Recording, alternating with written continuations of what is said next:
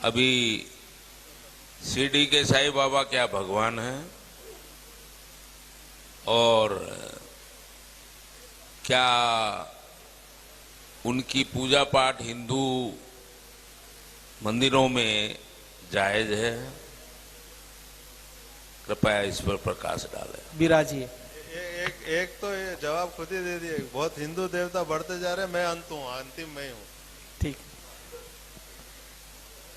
शिरडी का साईं बाबा, उन्होंने पूछा क्या वो भगवान है? आप अगर ये पूछते ना कि क्या वो आदमी भी था पूरा, तो मुझे हंसी नहीं आती, लेकिन डायरेक्ट ही भगवान। थोड़ा सा इस चीज को समझे। आपने किसी जैन मंदिर में साईं बाबा की मूर्ति देखी? किसी बौद्ध मठ में, किसी सिख गुरुद्वारे में, उसकी छोड़िए किसी चर्च में साईं बाबा की मूर्ति देखी? अरे उसको छोड़िए किसी मस्जिद में उसका कैलेंडर भी देखा? केवल हिंदुओं के मंदिर में साईं बाबा की मूर्तियां कह कह करके बिठाई जाती है, पैसा दे दे करके। अब ये बीमारी क्या? अब जरा थोड़ा समझे। साईं बाबा कौन था? सरासर झूठा प्रचार। और मैं जो आपको बात बता रहा हूं बिल्कुल प्रमाणिक, जो साईं बाबा ने खुद ने लिखवाई। उनका चेला था गोविंद रघुनाथ राव दाभोलकर, जिसको वो हेमा पंडित बोलते थे। वो सेवा में रहता था, पढ़ा लिखा था। उसको कह करके बाबा ने अपनी जीवनी लिखवाई, पूरी पुस्तक लिखवाई, जिसका नाम है साईं सच्चरित्र, जिसको शिरडी साईं संस्थान ने प्रकाशित किया। उसमें बिल्कुल जो बातें मैं आपको बता देता हूं, अपनी ओर से मैं कुछ नहीं बताऊंगा, बिल्कुल प्रमाणिक। साईं बाबा भगवान था कि नहीं आपको समझ में आ जाएगा। ये आदमी अफगानिस्तान का पिंडारी मुसलमान था। इसके बाप का नाम था मियां बरहुद्दीन। ये अफगानिस्तान से आए थे। 1838 में साईं बाबा का जन्म हुआ।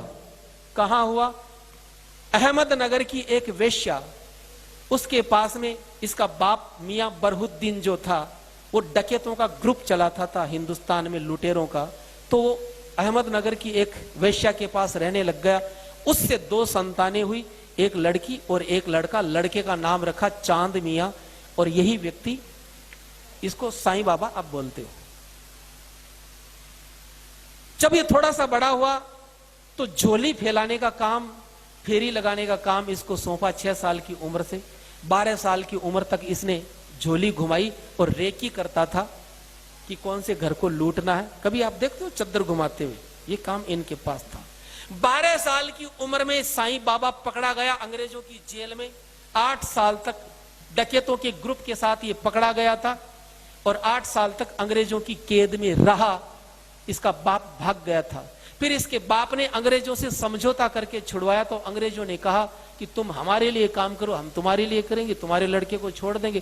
क्या काम है? बोले कि झांसी की रानी लक्ष्मीबाई को हमें जीतना है। इसके बाप ने हाँ करी। वो व्यक्ति, इसका बाप, झांसी में चला गया और रात को गेट खोला उसने। झांसी की रानी को मरवाने का काम उसमें सहयोग किया इसके बाप ने। 18 साल की उम्र में अंग्रेजों से समझौता हुआ साईं का, तो साईं को भेजा, पूना में भेजा गया। लोकमान्य तिलक के स्वतंत्रता संग्राम को दबाने के लिए इसको प्रोजेक्ट करके अंग्रेजों ने भेजा पूना में। और लोकमान्य बाल गंगाधर तिलक इतने चतुर थे, वो समझ गए कि ये पाखंड रचा रहा है, ये दुनिया को भटकाएगा। लोकमान्य तिलक ने चौराहे पर पटक करके अपनी जूती से पीटा इस आदमी को।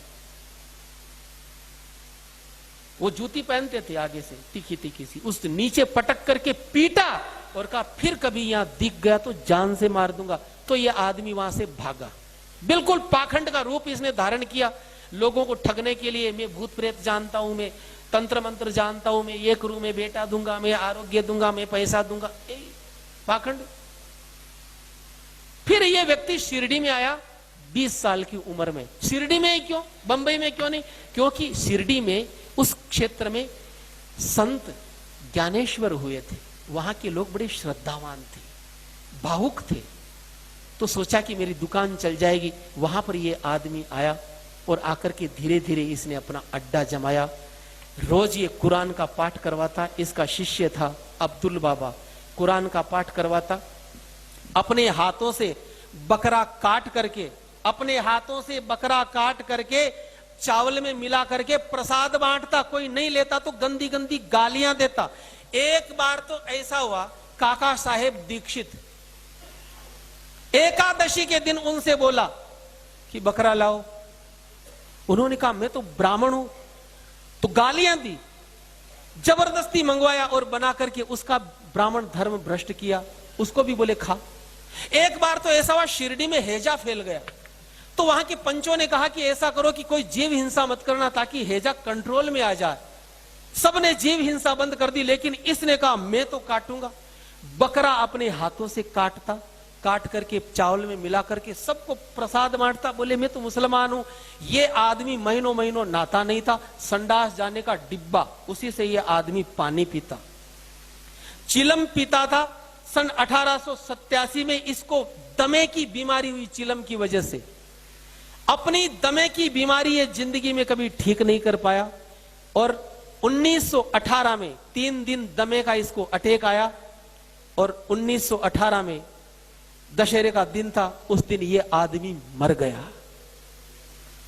अब मुझे एक बात बताइए, न तो इसने कोई प्रतिभा थी, न इसमें कोई भक्ति थी, न इसका हिंदू धर्म से कोई लेना देना था। जिंदगी भर ये हिंदू देवी देवताओं को गालियां देता था। जो आपको ये साईं राम, ओम साईं, ये तो बाद में जोड़े गए केवल मूर्ख बनाने के लिए। 1957 तक इसकी जो कब्र थी, जहां आज मंदिर बना हुआ, यहां केवल मजार थी इसकी। यहां पर अब्दुल बाबा इसका मजार का पैसा लेता था, लेकिन वो मर गया। तब हरि सीताराम दीक्षित नाम के कांग्रेसी नेता थे, उन्होंने इस मजार को अपने कंट्रोल में किया और पैसा लेना शुरू किया। फिर पाखंड की शुरुआत हुई। इंडोनेशिया से ये पूरा का पूरा जो षड्यंत्र चला कि हिंदू मंदिरों को कैसे बर्बाद